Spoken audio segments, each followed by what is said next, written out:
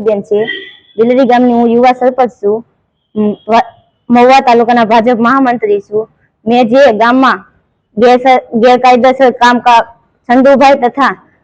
સુરેશભાઈ ને સાગરભાઈ તે ત્રણે જે ગેરકાયદેસર જીસીબી ગૌશાળામાં હકાતા હતા તે મેં સરપંચ તરીકે રોકવાની કોશિશ કરી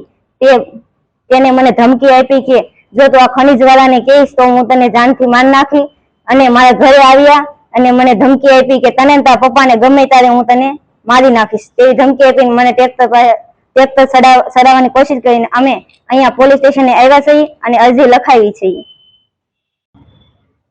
આજ રોજ બિરડી ગામે મારા ઘરે રોડ ઉપર સંજયભાઈ કવાડ અને સાગરભાઈ ચંદોવા બે આવીને મારી દીકરી ઉપર હુમલાનો પ્રયત્ન કર્યો અને ધમકી આપી મારવાની કે જો તું ગૌશાળાની માંથી કોઈને કહે તો તને જાનથી મારી રાખીશ કે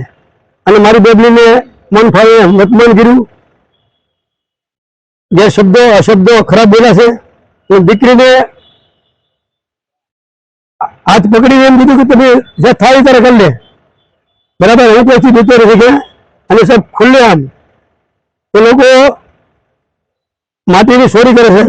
ગૌશાળાની માટી ખોદે છે અને એ મારી પાસે કેમેરા હશે એ સાહેબ આપણે જોવા લેવું હતું ત્યારે બરાબર આ રીતે સાહેબ હેરાન કરે છે સરપંચે ધમકી આપી છે અને જે શબ્દ સાહેબ મારી દીકરીને મન ફાવે એમ વર્તમાન શબ્દ છે અને મારી દીકરી બિરડી સરપંચ છે અને મહુવા તાલુકાના સંગઠન મહામંત્રી છે।